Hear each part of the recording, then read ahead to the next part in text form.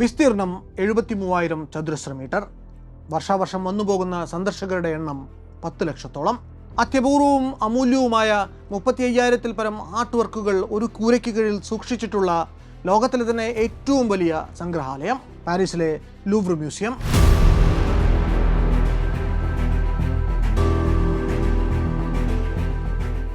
French ജനതയ്ക്ക് Louvre എന്നാൽ കേവലം ഒരു മ്യൂസിയം മാത്രമായിരുന്നില്ല, അത് അവരുടെ ചരിത്രത്തിൻ്റെ തന്നെ പരിച്ഛേദമായിരുന്നു.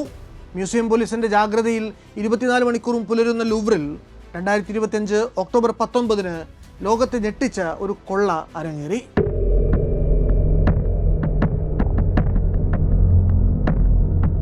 അതൊരു ഞായറാഴ്ചയിലെ തണുത്ത പ്രഭാതമായിരുന്നു. പാരീസിന്റെ തെരുവുകളിൽ സ്വതവേ ആൾത്തിരക്ക് കുറഞ്ഞ ഒരു ദിവസം. രാവിലെ 9:30 ആരംഭിച്ച് വെറും 7 മിനിറ്റ് മാത്രമാണ് ആ റോബറി നീണ്ടുനിന്നത്. ചുരുങ്ങിയ സമയം കൊണ്ട് 4 പേരടങ്ങുന്ന കൊള്ളസംഘം ലൂവ്റിൽ നിന്ന് കടത്തിയത് $100 മില്യൺ മൂല്യമുള്ള രത്നങ്ങളും കിരീടങ്ങളുമൊക്കെ അടങ്ങിയ പുരാവസ്തുക്കളാണ്. വല്ലാത്തൊരു കഥയുടെ ഈ ലക്കം ഷൂട്ട് ചെയ്യുന്ന ദിവസം വരെയും സംശയത്തിന്റെ പേരിൽ ഫ്രഞ്ച് പോലീസ് സംഘം 9 പേരെ അറസ്റ്റ് ചെയ്തു കഴിഞ്ഞു.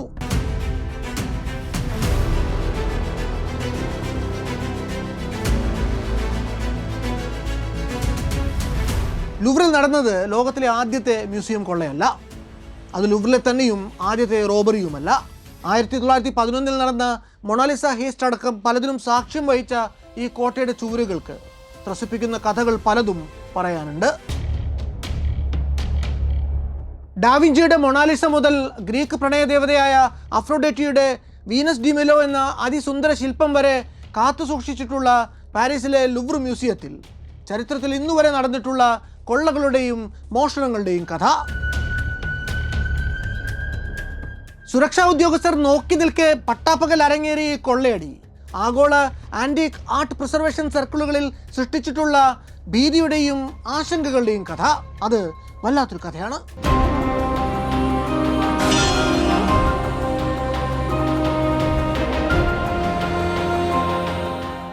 വല്ലാത്തൊരു കഥയുടെ ഈ ലക്കത്തിലൂടെ നിങ്ങൾ അറിയാൻ പോകുന്ന വിവരങ്ങൾ ഏതാണ്ട് മുഴുവനായും തന്നെ ഫ്രഞ്ച് ഗവൺമെൻറ് പുറപ്പെടുവിച്ച പ്രസ് ബ്രീഫിങ്ങുകളെയും പത്രങ്ങളിൽ വന്ന അന്വേഷണാത്മക റിപ്പോർട്ടുകളെയും പൊതുമണ്ഡലത്തിൽ അവൈലബിൾ ആയിട്ടുള്ള മറ്റു പുസ്തകങ്ങളെയും അടിസ്ഥാനമാക്കിയുള്ളതാണ്.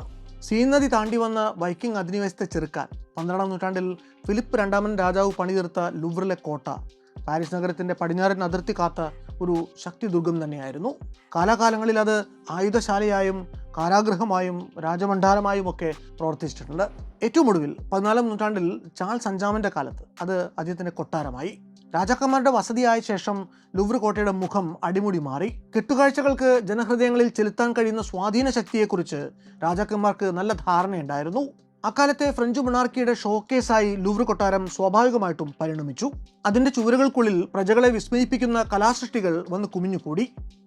ലൂവ്ർ കൊട്ടാരത്തിന് അതിൻ്റെ പിൽക്കാലത്തെ മ്യൂസിയം എന്ന സ്റ്റാറ്റസിലേക്കുള്ള ആദ്യത്തെ പുഷ് കൊടുക്കുന്നത് 17-ാം നൂറ്റാണ്ടിൻ്റെ ആരംഭത്തിൽ ഫ്രാൻസ് ഭരിച്ചിരുന്ന ഹെൻറി 4-ാമൻ രാജാവാണ്. സാൽ ഡെ ആൻറ്റിക്സ് എന്ന പേരിൽ അദ്ദേഹം ലൂവ്ർ കൊട്ടാരത്തിൻ്റെ കിഴക്കേ കോണിൽ ഒരു സ്പെഷ്യൽ ചേംബർ തന്നെ പണി കഴിപ്പിച്ച് തൻ്റെ ശേഖരത്തിലെ അമൂല്യങ്ങളായിട്ടുള്ള കലാസൃഷ്ടികൾ അവിടെ പ്രദർശനത്തിന് വെച്ചു. ഒരർത്ഥത്തിൽ അത് അന്നേ ഒരു സ്വകാര്യ മ്യൂസിയം തന്നെയായിരുന്നു. 1682 ചാൾസ് രാജാവ് പാരീസ് വിട്ട് വെർസൈൽസിലേക്ക് കുടിയേറി പാർത്തതോടെ ലൂവ്ർ കൊട്ടാരത്തിന് അതിൻ്റെ രാജകീയ പ്രൗഢി നഷ്ടമായി. പിന്നീട് അങ്ങോട്ടുള്ള വർഷങ്ങൾ ചിത്രകലയും ശില്പവിദ്യയും വാസ്തുവിദ്യയും ഒക്കെ പഠിപ്പിക്കുന്ന റോയൽ അക്കാദമികളുടെ ആസ്ഥാനമായിട്ട് അത് മാറി. അങ്ങനെ ഇരിക്കെയാണ് 18-ാം നൂറ്റാണ്ടിൻ്റെ അവസാനത്തോടെ ഫ്രഞ്ച് വിപ്ലവം നടക്കുന്നത്. ഫ്രാൻസിനെ അക്ഷരാർത്ഥത്തിൽ പിടിച്ചുകുലുക്കിയ വിപ്ലവത്തിന് ശേഷം കൊട്ടാരം കുറെ കൂടി ജനകീയമായിട്ട് മാറി.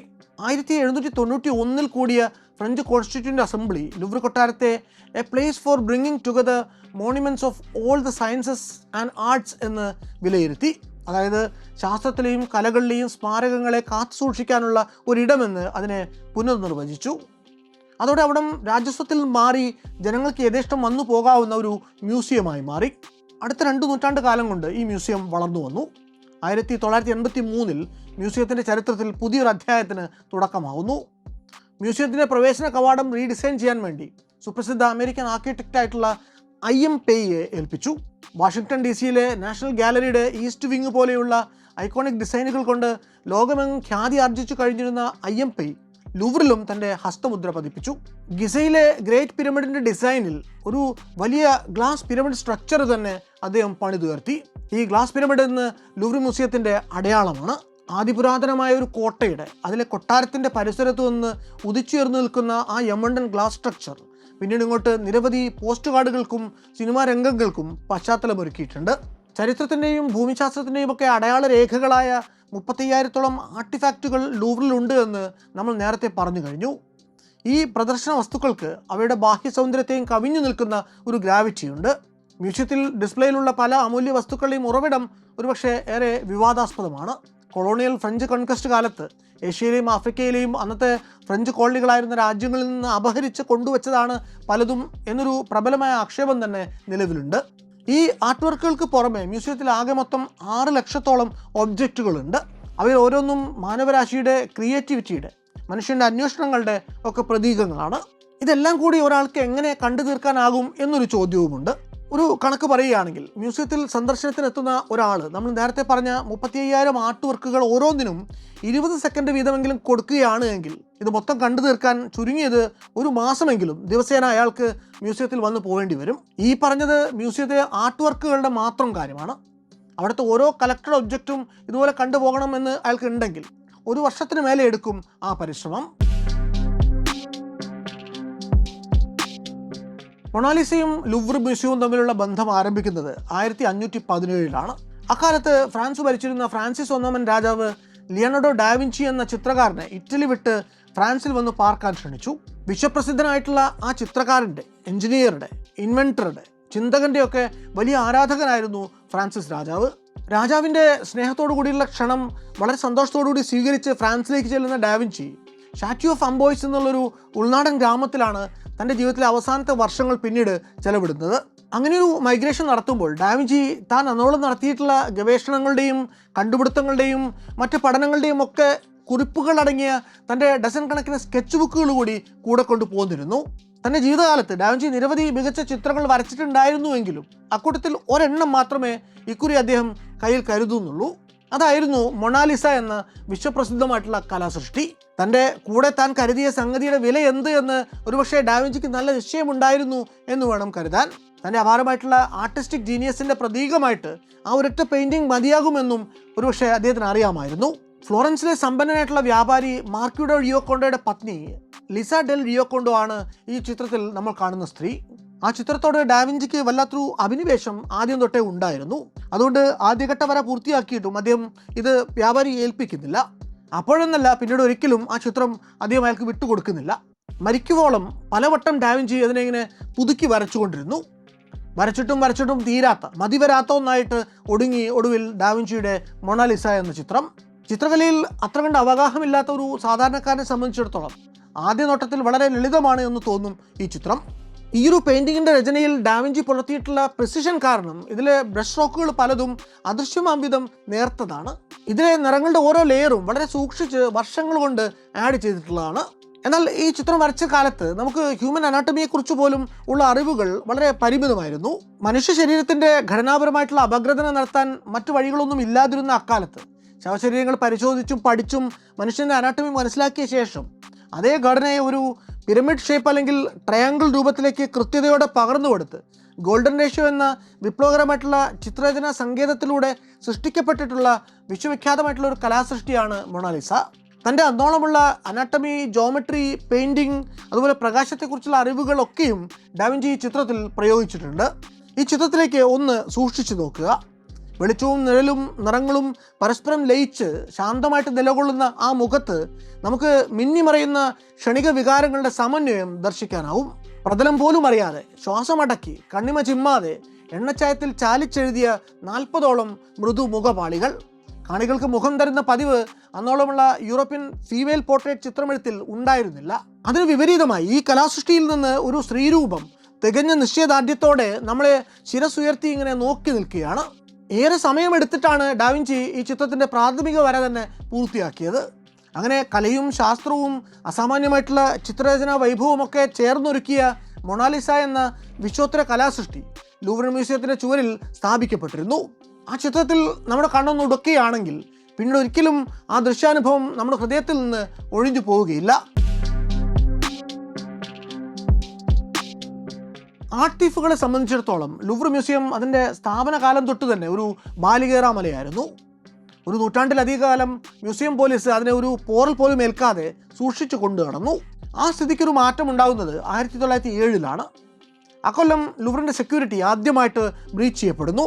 വാലന്റീൻ കോൺട്രൽ എന്ന തൊഴിൽരഹിതയായിട്ടുള്ളൊരു യുവതി ഷോൺ ഓഗസ്റ്റ് ഡൊമിനിക് ഓങ്ഗ്രയുടെ സിസ്റ്റീൻ ചാപ്പൽ എന്ന പേരുള്ള ഒരു പെയിൻറ്റിങ് കത്രിക കൊണ്ട് വെട്ടിക്കീറി പ്രതിഷേധിച്ചു. പൊതുജനത്തിന് പട്ടിണി മൂത്ത് തെരുവിലേക്കിറങ്ങി തെണ്ടേണ്ട ഗതികേടുള്ള അക്കാലത്ത് ഏതോ നൂറ്റാണ്ടിൽ ആരോ വരച്ചു വെച്ച പഴഞ്ചൻ പെയിൻറ്റിങ്ങുകൾ ഇങ്ങനെ സംരക്ഷിക്കാൻ വേണ്ടി സ്റ്റേറ്റ് ലക്ഷങ്ങൾ ദൂർത്തടിക്കുന്നത് അനീതിയാണ് എന്നും പറഞ്ഞായിരുന്നു വാലന്റീൻ്റെ പ്രതിഷേധം. സമാനമായിട്ടുള്ള അറ്റാക്കുകൾ കലാസൃഷ്ടികൾക്ക് നേരെ ഇനിയും ഉണ്ടായാലോ എന്ന് ഭയന്ന് മ്യൂസിയത്തിലെ പെയിൻറ്റിങ്ങുകൾക്ക് മുന്നിൽ ഗ്ലാസ് കവറിങ്ങുകൾ സ്ഥാപിക്കാൻ ലൂവർ മ്യൂസിയം അധികൃതർ തീരുമാനിക്കുന്നു. ഓരോ ചിത്രത്തിൻ്റെ വലിപ്പത്തിനും കണക്കാക്കി ഗ്ലാസ് പീസുകൾ കട്ട് ചെയ്തെടുത്ത് ഇൻസ്റ്റാൾ ചെയ്യാൻ വേണ്ടി അന്ന് നിരവധി സ്കിൽഡ് വർക്കർമാരെ മ്യൂസിയം നിയോഗിക്കുന്നു. ആ കൂട്ടത്തിൽ ഒരാളായിരുന്നു കുടിയേറ്റ ഇറ്റാലിയൻ പൗരനായിട്ടുള്ള വിൻസെൻജോ പെറൂജിയും. മിലാൻ നഗരത്തിനടുത്തുള്ള ഡുമെൻസയിൽ നിന്ന് തൊഴിൽ തേടി പാരീസിലേക്ക് എത്തിയ നിരവധി പേരിൽ ഒരാളായിരുന്ന അയാൾ ഒരു അമേച്ചർ ചിത്രകാരൻ കൂടിയായിരുന്നു. ഫ്രെയിമുകൾ വൃത്തിയാക്കുക, ഗ്ലാസ് ഫിക്സ് ചെയ്യുക, അതിനുവേണ്ടി ഈ പെയിൻറ്റിങ്ങുകളെ ശ്രദ്ധാപൂർവം കൈകാര്യം ചെയ്യുക, ഇതൊക്കെയായിരുന്നു വിൻസെൻസോയുടെ അന്നത്തെ പണി. മ്യൂസിയത്തിൻ്റെ വിശാലമായിട്ട് ഇടനാഴികളിലൂടെ നിത്യേന ഇങ്ങനെ ജോലിക്കായിട്ട് കയറിയിറങ്ങി നടന്നപ്പോഴാണ് വിൻസെൻസോയുടെ മനസ്സിൽ പുതിയൊരു ആഗ്രഹം കിടന്ന് വീർപ്പ് കൂട്ടാൻ തുടങ്ങുന്നത്. മൊണാലിസ അപ്പോഴേക്കും വിശ്വപ്രസിദ്ധമായി കഴിഞ്ഞിരുന്നു. ഇറ്റലിക്കാരനായ ഡാവിഞ്ചിയിൽ നിന്ന് ഫ്രഞ്ച് രാജവംശം അന്യായമായിട്ട് തട്ടിയെടുത്തതാണ് മൊണാലിസ എന്നാണ് അന്ന് പല ഇറ്റാലിയൻ ദേശസ്നേഹികളും കരുതിയിരുന്നത്. അക്കൂട്ടത്തിൽ ഒരാളായിരുന്നു വിൻസെൻസോയും. നെപ്പോളിയൻ്റെ പടയോട്ടക്കാലത്ത് ഫ്രഞ്ച് പട യൂറോപ്പിലെ പല രാജ്യങ്ങളിൽ നിന്നും കവർന്ന അമൂല്യ വസ്തുക്കളാണ് ലൂവർ മ്യൂസിയത്തിൽ സൂക്ഷിച്ചിട്ടുള്ളത് എന്നൊരു പൊതുബോധമാണ് അക്കാലത്ത് ഇറ്റലിയിൽ ഉണ്ടായിരുന്നത്. ഓരോ പ്രാവശ്യം മൊണാലിസയ്ക്ക് മുന്നിലൂടെ കടന്നു പോകുമ്പോഴും വിൻസെൻസോ മനസ്സിൽ പറയും, ഈ ഗ്ലാസിന് പിന്നിൽ സ്ക്രൂ ചെയ്ത് വെച്ചിരിക്കുന്നത് ഇറ്റലിയുടെ ആത്മാവിൻ്റെ ഒരു കഷ്ണമാണ്. അത് ഞാൻ ഒരു ദിവസം എങ്ങനെയും തിരികെ നാട്ടിലെത്തിക്കും. സത്യം പറഞ്ഞാൽ ലൂവർ മ്യൂസിയത്തിലെ അമൂല്യ വസ്തുക്കളെക്കുറിച്ചുണ്ടായിരുന്ന ധാരണകളുടെ പേരിൽ വിൻസെൻസോയെ പോലുള്ള യുവാക്കളെ നമുക്ക് കുറ്റം പറയാനുമാവില്ല. കാരണം നെപ്പോളിയൻ ചക്രവർത്തി തൻ്റെ അശ്വമേധ കാലത്ത് കീഴടക്കിയ പല നാടുകളിലെയും അത്യപൂർവങ്ങളായിട്ടുള്ള പല കലാസൃഷ്ടികളും കൂടി പിടിച്ചെടുത്തിരുന്നു. ഒന്നോ രണ്ടോ അല്ല, വിലമതിക്കാനാവാത്ത 10,000 എണ്ണം. അദ്ദേഹം സമാധാന സന്ധികളിൽ ഒപ്പുവെക്കുമ്പോൾ പോലും നിബന്ധനകളുടെ കൂട്ടത്തിൽ അതാത് നാടുകളിലെ പെയിൻറ്റിങ്ങുകളും ശില്പങ്ങളും പുരാഗ്രന്ഥങ്ങളും വരെ സറണ്ടർ ചെയ്യണമെന്നൊരു ക്ലോസ് കൂടി വെക്കുമായിരുന്നു. പക്ഷേ വിൻസെൻസോയ്ക്ക് അറിയാത്ത ഒരു രഹസ്യമുണ്ടായിരുന്നു. ലൂവർ മ്യൂസിയത്തിലെ ബാക്കി ഏതു വർക്ക് നെപ്പോളിയൻ്റെ തിരുട്ട് ശേഖരത്തിൻ്റെ ഭാഗമാണ് എന്ന് പറഞ്ഞാലും മൊണാലിസ അക്കൂട്ടത്തിൽപ്പെട്ട ഒന്നായിരുന്നില്ല. നെപ്പോളിയൻ്റെ പടയോട്ടങ്ങൾ നടക്കുന്നതിനൊക്കെ നൂറ്റാണ്ടുകൾ മുമ്പ് ഫ്രാൻസിലേക്ക് എത്തിയ ഒരു കലാസൃഷ്ടിയാണ് ആ പെയിൻറ്റിങ്. തൻ്റെ ജീവിത സായാഹ്നം സ്വേച്ഛയാ ഫ്രാൻസിൽ ചെലവിടാനെത്തിയ ഡാവിഞ്ചിയുടെ മരണത്തിനു ശേഷം തികച്ചും നിയമപരമായ രീതിയിൽ തന്നെ ഫ്രാൻസിസ് ഒന്നാമൻ ചോദിച്ച വില കൊടുത്ത് വാങ്ങിച്ച ഒരു അമൂല്യ സൃഷ്ടിയാണ് മൊണാലിസ. എന്തായാലും ഈ പ്രതിജ്ഞാബദ്ധനായിട്ടുള്ള വിൻസെൻസോ 1911 ഓഗസ്റ്റിൽ തൻ്റെ പദ്ധതി നടപ്പിലാക്കാൻ തന്നെ ഉറപ്പിക്കുന്നു. അപ്പോഴേക്കും ലൂവർ മ്യൂസിയത്തിൽ അത്യാവശ്യം സമയം ചെലവിട്ട് കഴിഞ്ഞ അയാൾക്ക് മ്യൂസിയത്തിൻ്റെ ഓരോ മുക്കും മൂലയും അവിടുത്തെ ഏതൊരു സ്റ്റാഫിനേക്കാളും നന്നായിട്ട് അറിയാമായിരുന്നു. മ്യൂസിയത്തിലെ നിരവധി വിലപിടിപ്പുള്ള പെയിൻറ്റിങ്ങുകൾക്ക് മുന്നിൽ അപ്പോഴേക്കും അയാൾ ഗ്ലാസ് പ്രൊട്ടക്ഷൻ കവറുകൾ സ്ഥാപിച്ച് കഴിഞ്ഞിട്ടുണ്ടായിരുന്നു. ആ ഒരു മ്യൂസിയം ഫംഗ്ഷൻ ചെയ്യുന്നതിൻ്റെ ഓരോ മിടിപ്പും അയാൾക്കപ്പോൾ മനഃപ്പാടമായിരുന്നു. മ്യൂസിയത്തിൻ്റെ ഇടനാഴികളിലെ ബ്ലൈൻഡ് സ്പോട്ടുകളും അദ്ദേഹം തിരിച്ചറിഞ്ഞിരുന്നു. അവിടുത്തെ സെക്യൂരിറ്റി സിസ്റ്റത്തിൻ്റെ എല്ലാ വൾണറബിലിറ്റീസും അപ്പോഴേക്കും അയാൾ മനസ്സിലാക്കി. 400ഓളം മുറികളുള്ള ആ മ്യൂസിയം സമുച്ചയത്തിന് ആകെ അന്നുണ്ടായിരുന്നത് 200ഓളം സുരക്ഷാ ഗാർഡുകൾ മാത്രമാണ്. ഹോളിഡേ സമയങ്ങളിൽ ഡ്യൂട്ടിയിലുള്ള ഗാർഡുമാരുടെ എണ്ണം പിന്നെയും കുറയും. ഇറ്റലിയുടെ നഷ്ടപ്പെട്ട പ്രൈഡ് തിരിച്ചുപിടിക്കാൻ വേണ്ടി ഒരുമ്പെട്ട് ഇറങ്ങി തിരിച്ച വിൻസെൻസോയെ സംബന്ധിച്ചിടത്തോളം അത്രത്തോളം വിവരങ്ങൾ ധാരാളമായിരുന്നു. 1911 ഓഗസ്റ്റ് 21 തിങ്കളാഴ്ച മ്യൂസിയം ക്ലീനിങ് വർക്കുകളുടെ പേരിൽ അടച്ചിരിക്കുകയായിരുന്നു. അങ്ങനെ സന്ദർശകർക്ക് ആക്സസ് ഇല്ലാതിരുന്ന ആ ദിവസം മ്യൂസിയം മെയിൻ്റനൻസ് സ്റ്റാഫ് ധരിച്ചിരുന്ന വെള്ള ബോയിലർ സ്യൂട്ട് ധരിച്ചുകൊണ്ട് വിൻസെൻസോ മ്യൂസിയത്തിനുള്ളിലേക്ക് നടന്നു കയറി. സലോൺ കാർ എന്ന അന്ന് മൊണാലിസ ചിത്രം സൂക്ഷിച്ചിരുന്ന ഹാളിലേക്ക് നീളുന്ന ആ ഇടനാഴിയിലൂടെ ഒരു കൂസലും കൂടാതെ അയാൾ നടന്നു നീങ്ങി. മൊണാലിസയ്ക്ക് മുന്നിലെത്തിയപ്പോൾ അയാൾ ഒന്ന് നിന്നു, ചുറ്റിനും ഒന്ന് കണ്ണോടിച്ചു. ആരും അടുത്തില്ല എന്നുറപ്പായ നിമിഷം അയാൾ ആ പെയിൻറ്റിങ് വെച്ച വുഡൻ പാനൽ അതിൻ്റെ ഹുക്കിൽ നിന്ന് ഊരിയെടുത്തു. ചിത്രത്തിൻ്റെ ഗ്ലാസ് പ്രൊട്ടക്റ്റീവ് കവറിങ്ങും അലങ്കാരപ്പണികളോട് കൂടിയ അതിൻ്റെ ഫ്രെയിമും അയാൾ ഊരി മാറ്റി. ശേഷം പെയിൻറ്റിങ് എടുത്ത് അയാൾ തൻ്റെ കോട്ടിൽ ഒളിപ്പിച്ചു. ബാക്കി വന്ന അവശിഷ്ടങ്ങളെല്ലാം കൂടി അവിടെ ഒരു കോണിച്ചോട്ടിലുണ്ടായിരുന്ന സ്റ്റുഡൻറ് ക്യാൻവാസ് റാക്കിന് പിന്നിലേക്ക് ഒളിപ്പിച്ചു. ശേഷം പുറത്തേക്കുള്ള വഴി പിടിക്കുന്ന വിൻസെൻസോയ്ക്ക് മുന്നിൽ അവസാന നിമിഷം അപ്രതീക്ഷിതമായിട്ട് ഒരു പ്രതിബന്ധം വന്നുപെടുന്നു. പുറത്തേക്കുള്ള ഇടനാഴിയുടെ അറ്റത്ത് ഒരു സർവീസ് ഡോർ ഉണ്ടായിരുന്നത് അന്ന് ലോക്ക്ഡ് ആയിരുന്നു. കുടുങ്ങി എന്ന് വിചാരിച്ചിരിക്കുമ്പോഴാണ് ആ ഫ്ലോറിൽ തന്നെ ജോലി ചെയ്യുന്നൊരു പ്ലംബർ ആ വഴിക്ക് വരുന്നത്. വിൻസെൻഷോ മ്യൂസിയത്തിൽ ജോലി ചെയ്യുന്ന ആരോ ആണെന്ന് കരുതുന്ന ആ പ്ലംബർ അയാൾക്ക് ആ ഡോറ് തുറന്നു കൊടുക്കുന്നു. അപ്പോഴും പുറത്ത് തണുത്ത കാറ്റ് വീശുന്നുണ്ടായിരുന്നു. സാധാരണ ആ ഭാഗത്ത് ഒരു സെക്യൂരിറ്റി ഗാർഡ് ഉണ്ടാവാറുള്ളതാണ്. അന്ന് അയാൾ അവിടെ കണ്ടില്ല. കമ്പിളിക്കോട്ടിനുള്ളിൽ ഒളിപ്പിച്ചു വെച്ച മൊണാലിസയുമായി വിൻസെൻഷോ പാരീസിൻ്റെ തെരുവുകളിൽ ഇരുട്ടിലേക്ക് മാഞ്ഞുപോയി. തിങ്കളാഴ്ച ദിവസം രാവിലെ മൊണാലിസ ലൂവറിൽ നിന്ന് നഷ്ടമായിട്ടും മ്യൂസിയം അധികൃതർ അത് ശ്രദ്ധിക്കുന്നത് ചൊവ്വാഴ്ച ഉച്ചയോടെ മാത്രമാണ്. മൊണാലിസ ചിത്രം നോക്കി പകർത്തി വരയ്ക്കാൻ വേണ്ടി മ്യൂസിയത്തിലെത്തിയ നഗരത്തിലൊരു പെയിൻറ്ററായ ലൂയി ബെറോഡ് ചുവരിലെ അതിൻ്റെ സ്പോട്ട് ഒഴിഞ്ഞു കിടക്കുന്നത് ശ്രദ്ധിക്കുന്നു. അദ്ദേഹം ആരോടും പരാതിപ്പെടാനൊന്നും അപ്പോൾ പോകുന്നില്ല. ആ പെയിൻറ്റിങ് മ്യൂസിയം അധികൃതർ തന്നെ ഫോട്ടോ എടുക്കാനോ മറ്റോ ആയി അതിൻ്റെ ഫ്രെയിമിൽ നിന്ന് നീക്കിയതാകുമെന്ന് അദ്ദേഹം കരുതുന്നു. പിന്നെയും മണിക്കൂറുകൾ കഴിഞ്ഞാണ് കാര്യം അധികൃതരുടെ ശ്രദ്ധയിൽപ്പെടുന്നതും ആ വിവരം ലീക്കാവുന്നതും. അടുത്ത ദിവസം വൈകുന്നേരം പുറത്തിറങ്ങിയ ലേ ടെംസ് പത്രം അതിൻ്റെ സായൻ എഡിഷനിൽ മൊണാലിസ മോഷണം പോയ വാർത്ത അച്ചടിക്കുന്നു. മൊണാലിസ ലൂവർ മ്യൂസിയത്തിൻ്റെ സുരക്ഷാ സംവിധാനങ്ങളെ ബ്രീച്ച് ചെയ്തുകൊണ്ട് ആരോ മോഷ്ടിച്ചിരിക്കുന്നു. ആ വാർത്ത വായിച്ച് നൂറുകണക്കിന് പേർ മ്യൂസിയത്തിൻ്റെ കവാടത്തിൽ തടിച്ചുകൂടുന്നു. പോലീസിൻ്റെ ഭാഗത്തുനിന്ന് ത്വരിതഗതിയിലുള്ള അന്വേഷണം ഉണ്ടാകുന്നുണ്ട് എങ്കിലും തുടക്കത്തിൽ അവർക്ക് ദിശ പിഴയ്ക്കുന്നു. മൊണാലിസ വെച്ചിരുന്ന ഹാളിൽ ഉപേക്ഷിക്കപ്പെട്ട നിലയിൽ കണ്ടെത്തിയ പെയിൻറ്റിംഗ് ഫ്രെയിമിൽ നിന്ന് പോലീസ് വിരലടയാളങ്ങൾ കണ്ടെടുക്കുന്നു. ആ ഫിംഗർ പ്രിൻറ്റുകളിൽ ഒന്ന് അവർ ലൈബ്രറിയിലെ ഒരു സാമ്പിളുമായിട്ട് മാച്ച് ചെയ്യുന്നു. അത് മ്യൂസിയത്തിലെ താൽക്കാലിക ജീവനക്കാരിൽ ഒരാളായിരുന്ന വിൻസെൻഷോ പെറൂഷ്യയുടേതായിരുന്നു. എന്നാൽ ഇതിൻ്റെ പേരിൽ വിൻസെൻഷോയെ ഈ മോഷണവുമായിട്ട് ബന്ധിപ്പിക്കാൻ പോലീസിന് അപ്പോൾ സാധിക്കുന്നില്ല. ആ മ്യൂസിയത്തിലെ ഡസൻ കണക്കിന് മറ്റു ഫോട്ടോ ഫ്രെയിമുകളിലും ഈ ജോലിയുടെ ഭാഗമായിട്ട് ഇയാളുടെ വിരലടയാളങ്ങൾ നിരന്തരം പതിഞ്ഞിട്ടുണ്ട്. അതുകൊണ്ട് അയാളെ പോലീസ് ആദ്യഘട്ടത്തിൽ സംശയത്തിൻ്റെ നിഴലിൽ നിർത്തുന്നില്ല. എന്തായാലും ഇയാളെ ചോദ്യം ചെയ്യാൻ വേണ്ടി 1-2 തവണ അന്ന് സ്റ്റേഷനിൽ നിന്ന് സമൻസ് ചെല്ലുന്നുണ്ട്. അത് അയാൾ കൈപ്പറ്റുന്നില്ല, സ്റ്റേഷനിലോട്ട് ഹാജരാവുന്നുമില്ല. എന്തായാലും കാര്യമായ ഫോളോ അപ്സ് ഇല്ലാതെ ആ കേസന്വേഷണം വഴിമുട്ടി നിന്നു പോകുന്നു. മോഷണം പോയ മൊണാലിസയെ തിരിഞ്ഞ് ഫ്രഞ്ച് പോലീസ് ഫ്രാൻസിലെ സകല വീടുകളും കെട്ടിടങ്ങളുമൊക്കെ അരിച്ചുപെറുക്കി പരിശോധിച്ചുകൊണ്ടിരുന്നപ്പോൾ അവരുടെ കണ്ണിൽപ്പെടാതെ നഗരത്തിലെ കുടിയേറ്റക്കാരായിട്ടുള്ള തൊഴിലാളികൾ തിങ്ങിപ്പാർക്കുന്ന ഒരു ചേരിയിൽ വിൻസെൻഷോയുടെ ഒറ്റ കുടിസുമുറിയിൽ പഴയ തുണികളും ടൂൾസുമൊക്കെ സൂക്ഷിച്ചിരുന്ന ഒരു മരപ്പെട്ടിക്കുള്ളിൽ ആ മാസ്റ്റർ പീസ് ട്രഷർ ഒളിഞ്ഞിരിക്കുകയായിരുന്നു. 1913 ആയപ്പോഴേക്കും പക്ഷേ വിൻസെൻഷോയുടെ ക്ഷമ കെടുന്നു.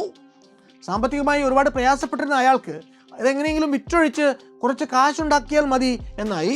ഫ്ലോറൻസിലെ സാമാന്യം തിരക്കുള്ളൊരു ആർട്ട് ഡീലറായിരുന്ന ആൽഫ്രഡോ ജെറിയെ ലിയനാർഡോ വി എന്ന വ്യാജനാമത്തിൽ ഇയാൾ സമീപിക്കുന്നു.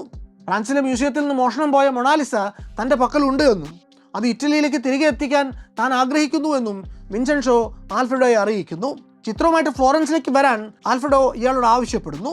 അതുപ്രകാരം വിൻസെൻഷോ നേരിൽ പ്രത്യക്ഷപ്പെട്ടപ്പോൾ ആൽഫ്രഡോ ആദ്യം ചെയ്യുന്നത് ജിയോവാനി പോഗി എന്ന ഫ്ലോറൻസ് ഗാലറിയുടെ ഡയറക്ടറെ വിളിച്ചു വരുത്തുകയാണ്. അദ്ദേഹം മൊണാലിസ ഒറിജിനലാണ് ഈ ചിത്രമെന്ന് പരിശോധിച്ച് ഉറപ്പിക്കുന്നു. അതിനുശേഷം ഇവർ വിൻസെൻസ് അറിയാതെ പോലീസിനെ വിളിച്ചു വരുത്തുന്നു. പോലീസ് അയാൾ തങ്ങിയിരുന്ന ഹോട്ടലിൽ ചെന്ന് അയാളെ അറസ്റ്റ് ചെയ്യുകയും ചെയ്യുന്നു. അങ്ങനെ ഒടുവിൽ ഈ ചിത്രം കണ്ടെടുത്തുവെങ്കിലും അതിന് ഉടനടി പാരീസിലേക്ക് തിരിച്ചു കൊടുത്തയക്കാൻ ഇറ്റാലിയൻ ഗവൺമെൻറ് അന്ന് തയ്യാറാവുന്നില്ല. നൂറ്റാണ്ടുകൾക്ക് ശേഷം ജന്മനാട്ടിലേക്ക് മടങ്ങിയെത്തിയ ഇറ്റലിയുടെ പുത്രിയെ ആ നാട്ടിലെ മ്യൂസിയങ്ങളിൽ ജനങ്ങൾക്ക് നേരിട്ട് കാണാൻ വേണ്ടി പ്രദർശിപ്പിച്ച ശേഷം മാത്രം തിരിച്ചു കൊടുത്താൽ മതി എന്നായിരുന്നു അക്കാലത്തെ ഇറ്റാലിയൻ ഗവൺമെൻറ്റിൻ്റെ നിലപാട്. അതുപ്രകാരം മൊണാലിസ അന്ന് ആയിരക്കണക്കായിട്ടുള്ള കാണികളുടെ കണ്ണുകൾക്ക് കുളിർമ പകർന്നുകൊണ്ട് ഫ്ലോറൻസിലെയും റോമിലെയും മിലാനിലെയും ഒക്കെ മ്യൂസിയങ്ങളിൽ പ്രദർശനത്തിന് വെച്ചു. മൊണാലിസ പ്രദർശനത്തിനെത്തിയ നാളുകളിൽ ഫ്ലോറൻസ് നഗരം കലാപ കലുഷിതമായി. ചിത്രം കാണാൻ മ്യൂസിയത്തിലേക്ക് എത്തുന്ന ഏതാണ്ട് 30,000-ഓളം വരുന്ന സന്ദർശകർ പോലീസിനെ തള്ളി മാറ്റിയും ചിത്രം കാണാൻ വേണ്ടി തിക്കും തിരക്കും കൂട്ടി. മൊണാലിസയെ കണ്ട് ജനം കരഞ്ഞുപോയി. ഫ്രെയിമിന് ചുവട്ടിൽ പൂക്കൾ അർപ്പിച്ചു. മൊണാലിസയെ കട്ടെടുത്താണെങ്കിലും ഇറ്റാലിയൻ മണ്ണിലേക്ക് തിരികെ എത്തിച്ച വിൻസെൻഷോയ്ക്ക് അന്ന് നാട്ടിലെങ്കിലും ഒരു ഹീറോ പരിവേഷം തന്നെ കിട്ടുന്നുണ്ട്. എന്നാൽ ഈ പ്രതിഷേധങ്ങളൊക്കെയും കാലക്രമേണ അലിഞ്ഞില്ലാതെയാവുന്നു. 1914 ഒടുവിൽ ബഹളങ്ങളൊക്കെയും അടങ്ങിയപ്പോൾ ഇറ്റാലിയൻ ഗവൺമെൻറ് മൊണാലിസ ചിത്രം ഫ്രാൻസിന് തന്നെ മടക്കി കൊടുക്കുന്നു. അത് വീണ്ടും ലൂവർ മ്യൂസിയത്തിൽ അതിൻ്റെ പതിവ് സ്ഥാനത്ത് തന്നെ തൂക്കപ്പെടുകയും ചെയ്യുന്നു. ഈ ഒരു മോഷണം കൊണ്ട് വിൻസെൻഷോ പെറൂഷ്യയേക്കാൾ മൈലേജ് കിട്ടിയത് അന്ന് മൊണാലിസ എന്ന ചിത്രത്തിന് തന്നെയാണ്.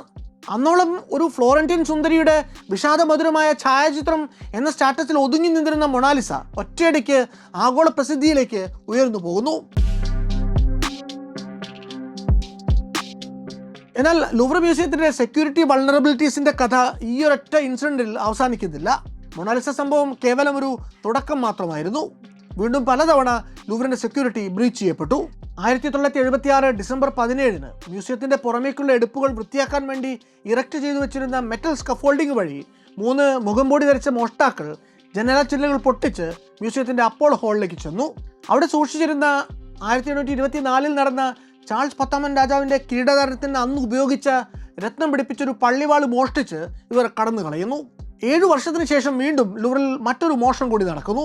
ഇക്കുറി മോഷ്ടാക്കൾ കൊണ്ടുപോയത് റോസ്ചൈൽഡ് ഫാമിലി ഡൊണേറ്റ് ചെയ്ത 2 മിലാനീസ് പടച്ചട്ടകളായിരുന്നു. പിന്നീട് ഇങ്ങോട്ടും പലതവണ ലൂവറിന്റെ സെക്യൂരിറ്റി ബ്രീച്ച് ചെയ്യപ്പെടുന്നുണ്ട്.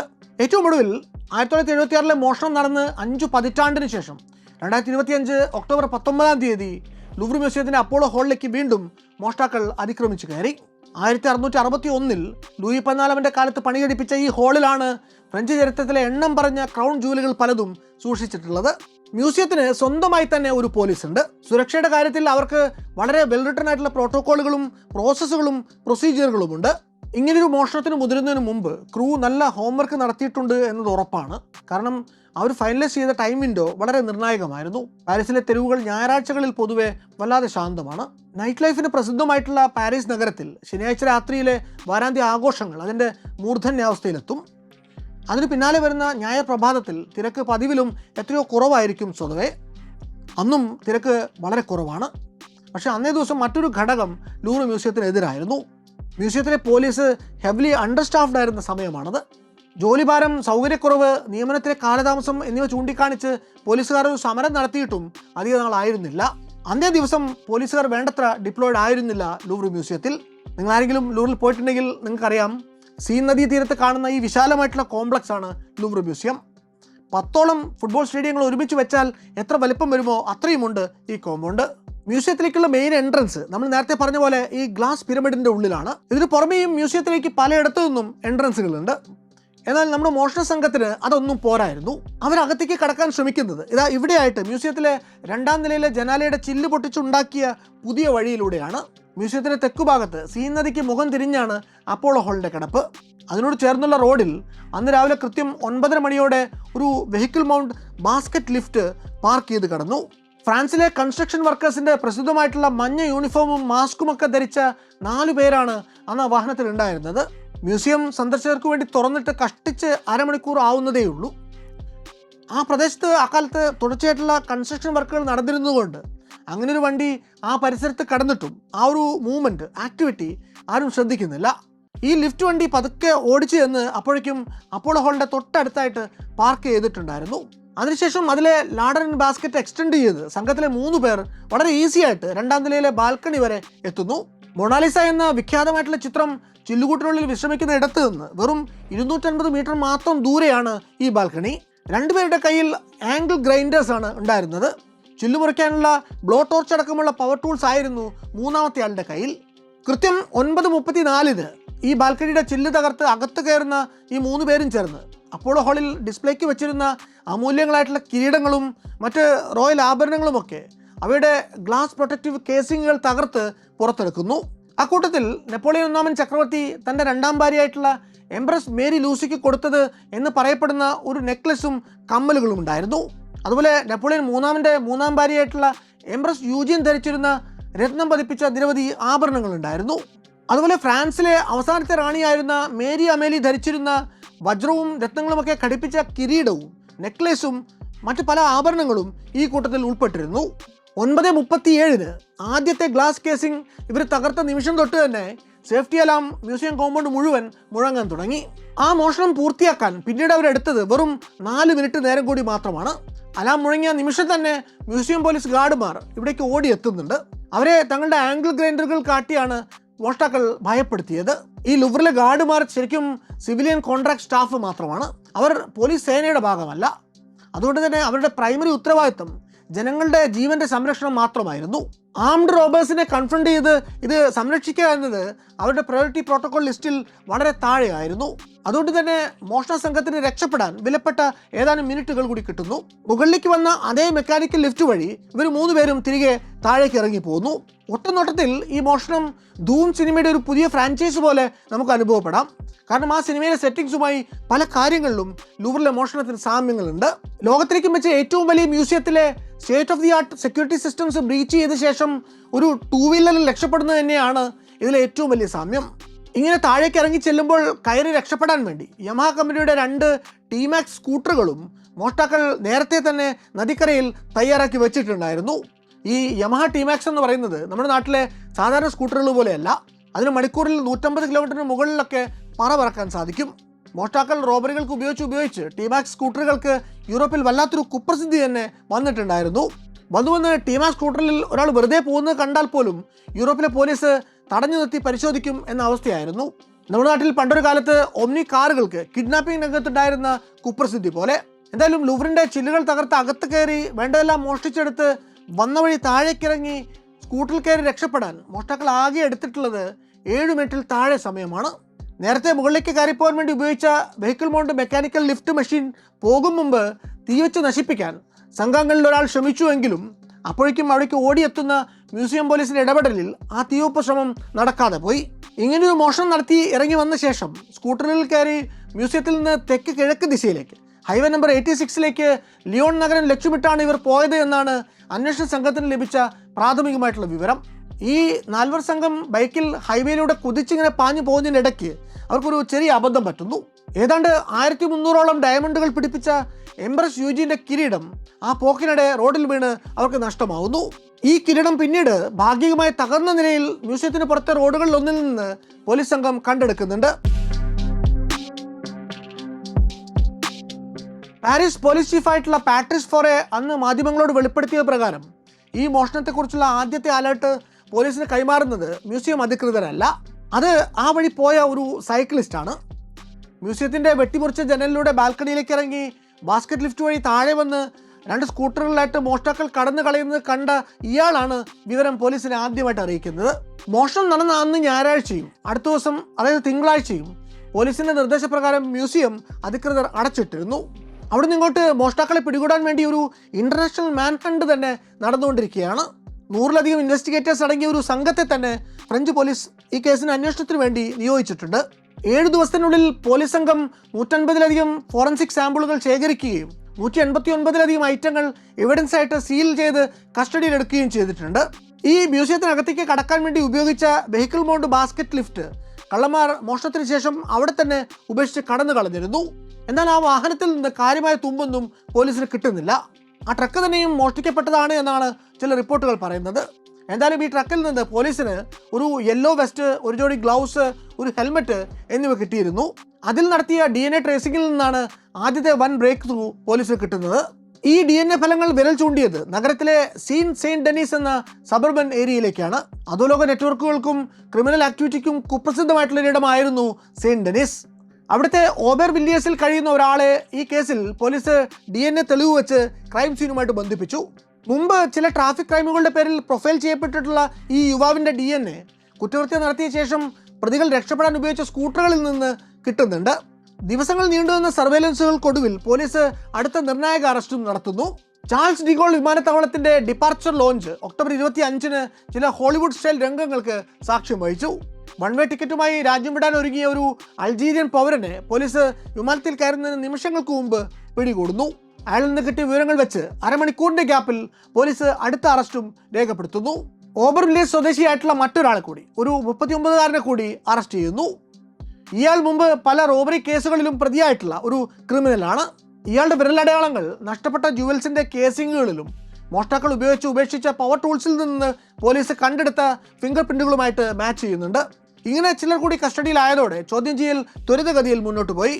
ഈ മോഷണം ഒരു ഇൻസൈഡ് ജോബാണ് എന്നും നിലവിൽ അറസ്റ്റിലായവർ ഒരു മാസ്റ്റർ പ്ലാനിലെ വെറും ഫോൾ ഗൈസ് മാത്രമാണ് എന്നൊക്കെയുള്ള ആക്ഷേപങ്ങൾ ഇക്കാലത്ത് ഉയർന്നു വന്നിരുന്നു. എന്നാൽ പാരീസ് പബ്ലിക് പ്രോസിക്യൂട്ടറായിട്ടുള്ള ലോർ ബെക്കാവു അത്തരത്തിലുള്ള എല്ലാ ആക്ഷേപങ്ങളെയും തള്ളിക്കളയുന്നു. മ്യൂസിയം സ്റ്റാഫിൽ ആർക്കെങ്കിലും ഈ ഹേസ്റ്റിൽ പങ്കുണ്ട് എന്ന് സൂചിപ്പിക്കുന്ന യാതൊരുവിധ വിവരങ്ങളും ഇതുവരെ അന്വേഷണ സംഘത്തിന് കിട്ടിയിട്ടില്ല എന്നും അദ്ദേഹം പറഞ്ഞു. ഇങ്ങനെയൊരു റോബറി ലുവറിൽ നടന്ന ശേഷം ഇതുവരെ അറസ്റ്റിലായിട്ടുള്ളത് 9 പേരാണ്. അവസാനമായി അറസ്റ്റിലായ കൂട്ടത്തിൽ ഒരു 38കാരിയായിട്ടുള്ള യുവതി പോലുമുണ്ട്. ഇങ്ങനെ ദ്രുതഗതിയിലുള്ള അന്വേഷണവും അറസ്റ്റുമൊക്കെ നടന്നുവെങ്കിലും സോഷ്യൽ മീഡിയയ്ക്ക് ഇപ്പോഴും പോലീസ് പറയുന്നത് പലതും തൊണ്ട തൊടാതെ വിഴുങ്ങാനാവുന്നില്ല. പോലീസ് പറയുന്നത് പോലെ ഇത്രയ്ക്ക് പ്രൊഫഷണലായിട്ട് പ്ലാൻ ചെയ്ത് നടത്തുന്ന ഒരു വൻ മോഷണത്തിൽ പങ്കെടുക്കുന്ന എക്സ്പേർട്ടായിട്ടുള്ള മോഷ്ടാക്കൾ ഇങ്ങനെ ക്രൈം സൈറ്റിൽ ഇത്ര അലക്ഷ്യമായിട്ട് വിരലടയാളങ്ങൾ ഉപേക്ഷിച്ചിട്ട് പോകുമോ എന്നതായിരുന്നു ആദ്യത്തെ ചോദ്യം. അതുപോലെ വെസ്റ്റ്, ഗ്ലൗസ്, ഹെൽമെറ്റ് എന്നിങ്ങനെ ഒരുപാടിടത്ത് DNA സാമ്പിളുകൾ ഉപേക്ഷിച്ചിട്ട് പോകാൻ ഇവരെന്താ പൊട്ടന്മാരാണോ എന്നും ചിലർ ചോദിക്കുന്നുണ്ട്. നിലവിലെ അവസ്ഥയിൽ ഈ റോബറി ആര് അല്ലെങ്കിൽ ഏതൊരു ഗൂഢസംഘം ചെയ്തതാണ് എന്നോ അതിനു പിന്നിൽ കൂടുതൽ വലിയൊരു കോൺസ്പിറസി ഉണ്ടോ എന്നും ഒന്നും വ്യക്തമായിട്ടില്ല. വരും ദിവസങ്ങളിലും കുറ്റമറ്റ രീതിയിൽ ഈ കേസന്വേഷണം നടക്കുകയാണെങ്കിൽ മാത്രമേ ഇക്കാര്യത്തിൽ എന്തെങ്കിലും വ്യക്തത ഉണ്ടാകാൻ സാധ്യതയുള്ളൂ.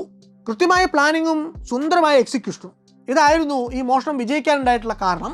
ഈ ഒരു മോഷ്ടിച്ച് കടന്നു കളഞ്ഞ സാധനങ്ങൾക്കെല്ലാം കൂടി ഏകദേശ വില ഏതാണ്ട് $100 മില്യൺ എങ്കിലും, അതായത് 700 കോടി രൂപയെങ്കിലും വരുമെന്നാണ് കണക്ക്.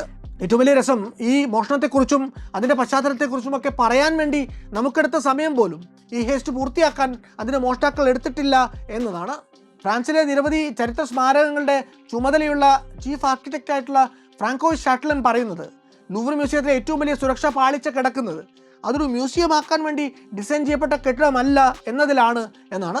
അത് നൂറ്റാണ്ടുകൾക്ക് മുമ്പ് രാജാക്കന്മാരുടെ ഒരു ഉല്ലാസ വസതിയായിട്ട് ഒരു കൊട്ടാരം ഫോർമാറ്റിൽ ഡിസൈൻ ചെയ്യപ്പെട്ട കെട്ടിടമാണ്.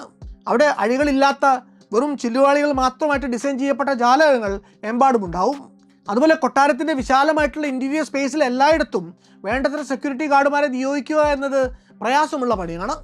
എന്നിരുന്നാലും ലൂവർ പോലെ ഒരു ഹൈ സെക്യൂരിറ്റി മ്യൂസിയത്തിൽ കടന്നു കയറി ഇതുപോലൊരു ഹേസ്റ്റ് നടത്തുന്നതിനെക്കുറിച്ച് വെറുമൊരു പെറ്റി തീഫിനോ അല്ലെങ്കിൽ ഏതെങ്കിലും അമേച്ചർ കൊള്ളസംഘങ്ങൾക്കോ ഒന്നും ആലോചിക്കാൻ പോലും സാധിക്കില്ല. ലൂവറിലെ സംഭവങ്ങളെ വളരെ ക്ലോസ് ആയിട്ട് നിരീക്ഷിച്ചിട്ടുള്ള സുപ്രസിദ്ധ ഡച്ച് ആർട്ട് ഡിറ്റക്റ്റീവ് ആയിട്ടുള്ള ആർതർ ബ്രാൻഡ് പറഞ്ഞത് ആ റോബറിയിൽ അതൊരു പ്രൊഫഷണൽ സംഘത്തിൻ്റെ പണിയാണെന്ന് എഴുതി വച്ചിട്ടുണ്ട് എന്നാണ്. കളവ് മുതൽ മോഷ്ടാക്കൾക്ക് ഓപ്പൺ മാർക്കറ്റിൽ വിറ്റഴിക്കാൻ സാധിക്കുകയാണെങ്കിൽ അവർക്ക് പരമാവധി കിട്ടുക അതിൻ്റെ മൂല്യത്തിൻ്റെ 1/3, അതായത് ഏതാണ്ട് $30 മില്യൺ മാത്രമാകുമെന്നും ബ്രാൻഡ് പറയുന്നു. മാർക്കറ്റിൽ വിറ്റഴിക്കാൻ സാധിക്കുകയാണെങ്കിൽ എന്ന് പറഞ്ഞത് വല്ലാത്തൊരു എങ്കിലാണ്. കാരണം മോഷ്ടിച്ചിട്ടുള്ളത് വിശ്വപ്രസിദ്ധമായിട്ടുള്ള ആർട്ട് വർക്കുകളാണ്. അതിനെ അതിൻ്റെ ഒറിജിനൽ ഫോമിൽ കണ്ടാൽ ഈ രംഗത്തെ ഏതൊരു എക്സ്പേർട്ടിനും അത് ലൂവറിൽ നഷ്ടപ്പെട്ട മുതലാണ് എന്ന് അപ്പോൾ തന്നെ അറിയാനാവും. അറിഞ്ഞു വെച്ചുകൊണ്ട് ആരും അത് വാങ്ങാൻ തയ്യാറാവില്ല. കാരണം കളവ് മുതൽ വാങ്ങുന്നത് കളവിൽ പങ്കെടുക്കുന്നതിന് തുല്യമായിട്ടുള്ള കുറ്റമാണ്. അതുകൊണ്ട് കൊള്ളാവുന്ന ആർട്ട് കളക്ടർമാർ ആരും തന്നെ ഇത് വാങ്ങാൻ തയ്യാറാവില്ല. പിന്നെ ഒരു വഴിയുള്ളത് കിട്ടിയ മുതലിൽ നിന്ന് വിലപിടിപ്പുള്ള മുത്തുകളും രത്നങ്ങളും വജ്രങ്ങളുമൊക്കെ അടർത്തിയെടുത്ത് വെവ്വേറെ വിറ്റഴിക്കുക എന്നതാണ്. അങ്ങനെ ചെയ്താൽ പക്ഷേ അതിൻ്റെ മൂല്യം വല്ലാതെ ഇടിഞ്ഞു പോകും. അതുപോലെ രത്നങ്ങളുടെ കാര്യത്തിൽ വേറെയുമുണ്ട് ചില പ്രശ്നങ്ങൾ. ഒന്ന്, ചെറിയ രത്നങ്ങൾ കൈകാര്യം ചെയ്യുക കുറെ കൂടി എളുപ്പമുള്ള പണിയാണ്. അതിന് മോശമില്ലാത്ത വിലയും ബ്ലാക്ക് മാർക്കറ്റിൽ ചിലപ്പോൾ കിട്ടിയെന്നിരിക്കും. എന്നാൽ കുറെ കൂടി വലിയ രത്നങ്ങൾ കണ്ടാൽ തന്നെ എക്സ്പെർട്സിനെ തിരിച്ചറിയാനാകും. കാരണം പ്രസിദ്ധമായിട്ടുള്ള ഓരോ ജെമ്മിനും അതിൻ്റേതായിട്ടുള്ളൊരു ഇൻറ്റേർണൽ ഫിംഗർ പ്രിൻ്റ് ഉണ്ടാവും. Tiny inclusions, unique colour gradients അല്ലെങ്കിൽ കട്ട് പാറ്റേൺസ് ഒക്കെയും ഗ്ലോബൽ ജെം സ്റ്റോൺ രജിസ്ട്രിയിൽ റെക്കോർഡഡ് ആണ്. ഈ വലിയ സ്റ്റോണുകൾ വേണമെങ്കിൽ മോഷ്ടാക്കൾക്ക് റീകട്ട് ചെയ്ത് ചെറിയ പീസുകളാക്കാം. പക്ഷെ അങ്ങനെ ചെയ്താൽ ഒറിജിനലിൻ്റെ 10-1 വില പോലും കിട്ടില്ല എന്നു മാത്രം. അതുകൊണ്ട് ഈ മോഷണത്തിന് പിന്നിൽ ആര് തന്നെ ആയിരുന്നാലും അവർക്ക് മുന്നിലുള്ള ഓപ്ഷനുകൾ വളരെ ലിമിറ്റഡ് ആണ്. ഒന്നുകിൽ മോഷ്ടിച്ച വസ്തുക്കളെ അതുപോലെ നിലനിർത്തി വിൽപ്പന നടത്താൻ ശ്രമിക്കുക. അത് പക്ഷെ വളരെ റിസ്കിയാണ്. ഏത് നിമിഷം വേണമെങ്കിലും പിടിക്കപ്പെടാം. 2, ഈ വസ്തുക്കളിൽ നിന്ന് ഓരോ ജെംസായിട്ട് അടർത്തിയെടുത്ത് വിറ്റഴിക്കുക. ഇങ്ങനെ ചെയ്താൽ പക്ഷേ ഒറിജിനൽ വാല്യൂവിൻ്റെ 1/3 പോലും അവർക്ക് കിട്ടാനിടയില്ല. നിർഭാഗ്യവശാൽ ഇതിൽ ഏത് ചോയ്സ് സ്വീകരിക്കണം എന്ന് ആലോചിക്കാനുള്ള സമയം പോലും ഇന്നത്തെ സാഹചര്യത്തിൽ മോഷ്ടാക്കൾക്ക് കിട്ടുമോ എന്നറിയില്ല. കാരണം ഇത്തവണത്തെ കൊണ്ടുപിടിച്ച അന്വേഷണത്തിൽ പോലീസിൻ്റെ കുരുക്ക് മോഷ്ടാക്കൾക്ക് മേൽ അനുദിനം ഇറുകി വരികയാണ്. ഫ്രഞ്ച് ജനതയെ സംബന്ധിച്ചിടത്തോളം ലൂവറിലെ മ്യൂസിയത്തിൽ നടന്നത് കേവലം ഒരു കൊള്ള മാത്രമല്ല, അത് അവരുടെ അഭിമാനത്തിൻ്റെ നെടുമ്പുറത്തേറ്റ ഊക്കനൊരു അടി കൂടിയാണ്. ഫ്രഞ്ച് പ്രസിഡന്റ് ഇമ്മാനുവൽ മാക്രോ പറഞ്ഞത് the heist is an attack on our history എന്നാണ്. ഇത് പൊറുക്കാനാവാത്തൊരു അപമാനമാണ് എന്ന് നാഷണൽ റാലി നേതാവ് ജോർഡാൻ ബാർഡിലെയും ഫ്രാൻസിൻ്റെ ആത്മാവിനേറ്റ ക്ഷതമെന്ന് മറ്റൊരു ഇൻഫ്ലുവൻസറായിട്ടുള്ള മറീൻ ലോപ്പാനും മാധ്യമങ്ങളോട് പറഞ്ഞിട്ടുണ്ട്. ഈ കേസ് കൈകാര്യം ചെയ്യുന്ന prosecutor Laure Beccuau French news ചാനലായിട്ടുള്ള BFM TVക്ക് അനുവദിച്ച ഒരു അഭിമുഖത്തിൽ പറഞ്ഞത് ഈ കൊള്ള ഒരു മേജർ സ്പോൺസറുടെ താല്പര്യത്തിന് പുറത്ത് ഏതോ ഓർഗനൈസ്ഡ് റോബറി റാക്കറ്റ് നടത്തിയതാകാൻ സാധ്യതയുണ്ട് എന്നാണ്. ലോകത്തിൻ്റെ വിവിധ കോണുകളിൽ നിന്ന് ഫ്രഞ്ച് കോളനി ഭരണം കടത്തിക്കൊണ്ടുവന്ന സാധനങ്ങളാണ് ഈ മ്യൂസിയത്തിലെ ആർട്ടിഫാക്റ്റുകളിൽ നല്ലൊരു ഭാഗവും എന്നിരിക്കെ നൂറ്റാണ്ടുകൾക്ക് ശേഷം അതേ ഫ്രഞ്ച് റോയൽ മ്യൂസിയം തന്നെ മറ്റൊരു പ്ലാൻഡ് റോബറിക്കുള്ള വേദിയാകുമ്പോൾ അത് കാലത്തിൻ്റെ കാവ്യനീതിയിൽ കുറഞ്ഞൊന്നുമല്ല എന്ന തരത്തിലുള്ള പോസ്റ്റുകൾ സോഷ്യൽ മീഡിയയിൽ വൈറലാകുന്നുണ്ട്. അപ്പോഴും നഷ്ടമുണ്ടാകുന്നത് ആർക്കാണ് എന്ന് നമ്മൾ ഓർക്കേണ്ടതുണ്ട്. കാരണം ഈ മ്യൂസിയം സേഫ്റ്റി എന്ന് പറയുന്നത് ഒരു ഇരുതല മൂർച്ചയുള്ള വാളാണ്. നൂറ്റാണ്ടുകൾ പഴക്കമുള്ള അപൂർവ സുന്ദരങ്ങളായിട്ടുള്ള കലാസൃഷ്ടികളോ അല്ലെങ്കിൽ അമൂല്യങ്ങളായിട്ടുള്ള കിരീടങ്ങളോ ആഭരണങ്ങളോ ഒക്കെ ആയിരിക്കും സാധാരണഗതിയിൽ മ്യൂസിയങ്ങളിൽ സൂക്ഷിക്കുക. അതിന് മുന്നിലേക്ക് വരുന്ന ഒരു ഗ്ലാസ് ഷീറ്റ് പോലും സത്യത്തിൽ കാണുന്ന വ്യക്തിയുടെ ആസ്വാദനത്തെ വിപരീതമായിട്ട് ബാധിച്ചേക്കും. കോടിക്കണക്കിന് ഡോളർ വിലമതിക്കുന്ന പുരാവസ്തുക്കൾ ഒരു മറയും കൂടാതെ കൈകൊണ്ട് തൊട്ടുപോലും നോക്കാവുന്ന അത്ര അടുത്ത് പ്രദർശനത്തിന് വെച്ചിട്ടുള്ള മ്യൂസിയങ്ങളും ലോകത്തിലുണ്ട്. എന്നാൽ അതെല്ലാം പ്രവർത്തിക്കുന്നത് പൊതുജനങ്ങളോടുള്ള ഒരു ട്രസ്റ്റിൻ്റെ പുറത്താണ്. ആ ട്രസ്റ്റിനാണ് ലൂവ്ർ ഫെസ്റ്റിവലിലെ സംഭവങ്ങൾ മുറിവേൽപ്പിച്ചിട്ടുള്ളത്. ഈ കൊള്ളയ്ക്ക് പിന്നാലെ ലോകപ്രസിദ്ധമായിട്ടുള്ള പല മ്യൂസിയങ്ങളും ഇതിനൊരു മുന്നറിയിപ്പായിട്ട് കണ്ടുകൊണ്ട് സ്വന്തം സെക്യൂരിറ്റി പ്രോട്ടോക്കോളുകളെ പുനഃപരിശോധനയ്ക്ക് വിധേയമാക്കിക്കൊണ്ടിരിക്കുകയാണ് ഇപ്പോൾ. ഈ റിവിഷനുകളുടെ പേരിൽ അധികൃതർ കൈക്കൊണ്ടേക്കാവുന്ന സുരക്ഷാ മുൻകരുതലുകൾ പക്ഷേ മ്യൂസിയം പ്രേമികളുടെ കാഴ്ചാനുഭൂതിക്ക് ഒരു തരത്തിലും ശുഭോദർക്കമാകാൻ സാധ്യതയില്ല.